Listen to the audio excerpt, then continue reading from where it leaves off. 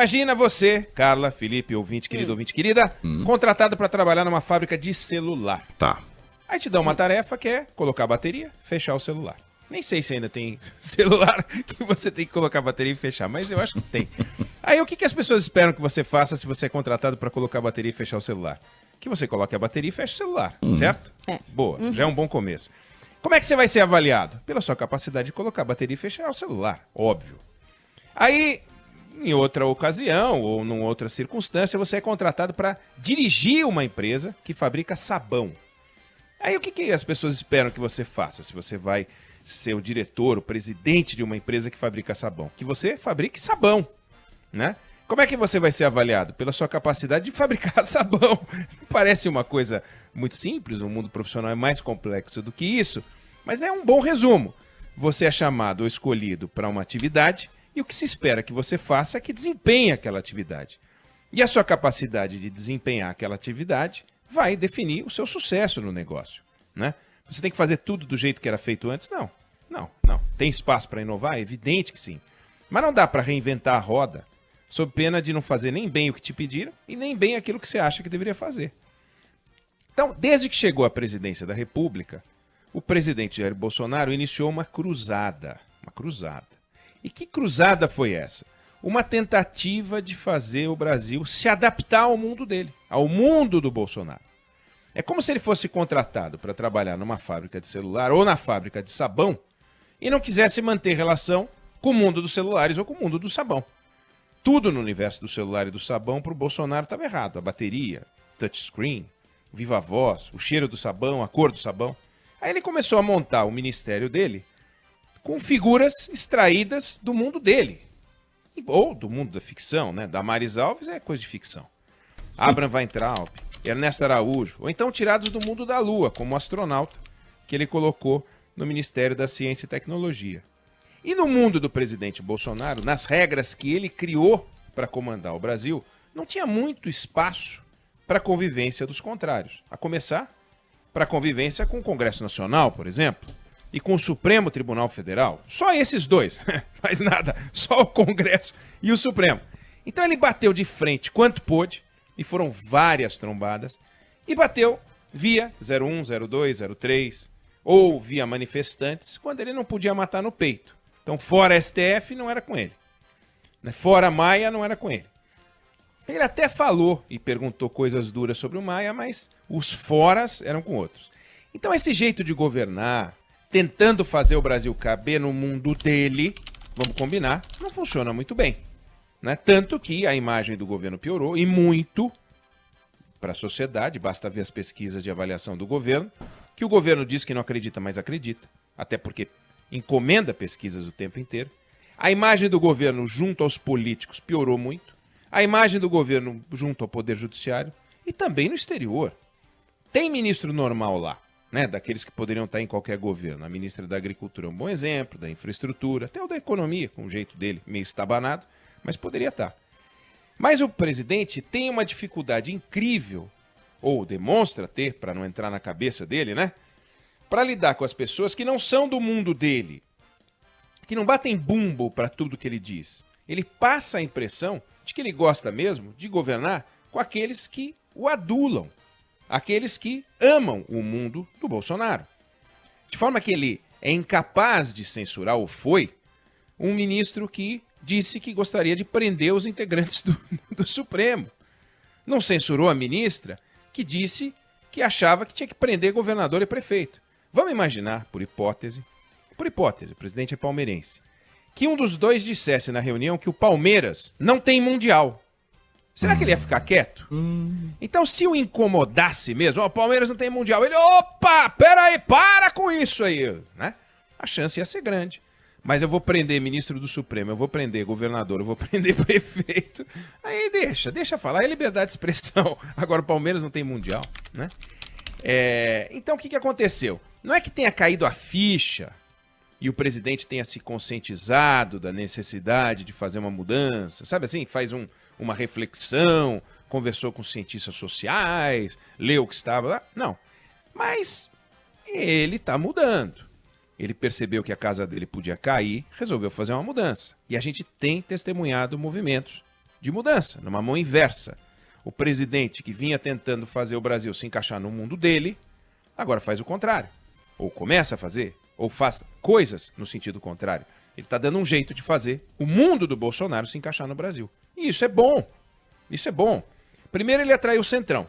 E o Centrão, a gente conhece, é aquele grupamento político que entrega o que promete.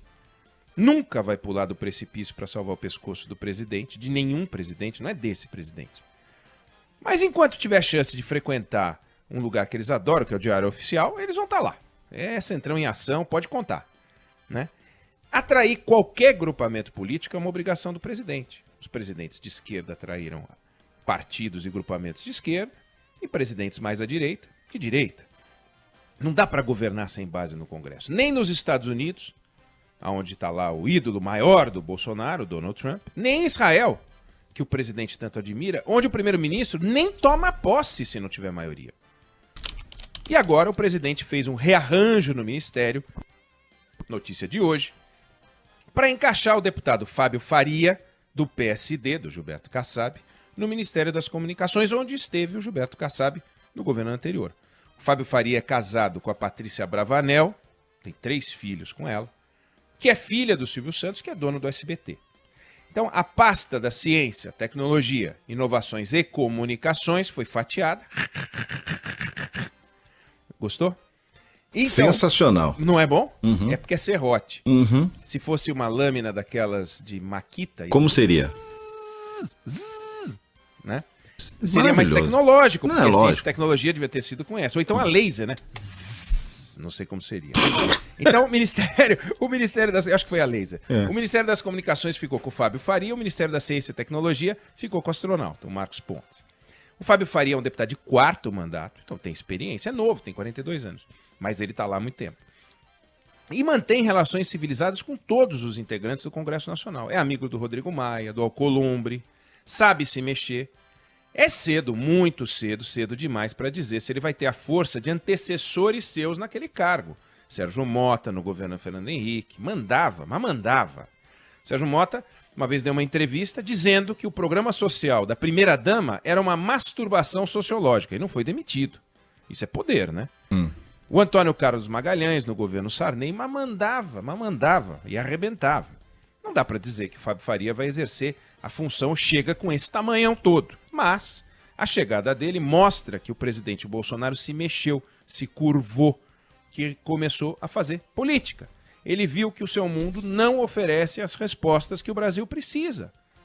As universidades americanas, elas são o que são por quê? Porque elas não falam, eu só contrato presidente americano, eu só não contrato presidente que pensa como eu. Presidente, professor. Eu contrato de onde tiver, indiano, chinês, paquistanês, brasileiro, colombiano, de onde vier. Então eles formam um time dos melhores. E o presidente Bolsonaro ficava só, eu quero ramagem, eu quero ramagem. Isso é um resumo. Eu quero o meu homem lá, os meus homens, o meu time. Isso não existe em política. Não dá para montar um time só com integrantes do seu fã-clube. Gente que acha suas piadas incríveis, que adora ouvir seus palavrões, gente que anda com a granada sem pino no bolso, né? Tipo Abraham Araújo, Ernesto Weintraub, ou o contrário, tanto faz. Nunca viram os dois juntos, a gente não sabe se não são a mesma pessoa, né? Então, sobre essa mudança, eu queria apontar 2 itens, aliás, 3. O primeiro é que é ótimo mesmo, ver que mesmo que aquilo que parecia não ter jeito, pode ter jeito. E isso é bom, para nós, brasileiros. Depois, a gente não pode achar que o Bolsonaro se converteu, né? Como eu disse, ele tá sentindo a água no queixo, ele tá com medo do impeachment, medo do inquérito das fake news, medo de ficar isolado, medo de ser defenestrado, medo de voltar para o condomínio da Barra da Tijuca, né? Então, com esses movimentos, ele tira essa discussão do cenário próximo, que é bom para o governo dele, para a solidez do governo dele, para poder funcionar. Então, com essa estrutura, se funcionar, dificilmente ele corre o risco de cair. E isso é bom. Por último, mas não menos importante, mesmo que o mundo do Bolsonaro esteja se adaptando ao Brasil, e aparentemente abandonando a ideia de que dá para encaixar o Brasil no mundo dele, os seres da ficção continuam lá. A turma que gosta da granada sem pino continua lá, o Ernesto Araújo continua lá. Quer dizer, o chanceler, que deveria proteger o Brasil, continua a nos expor no mundo.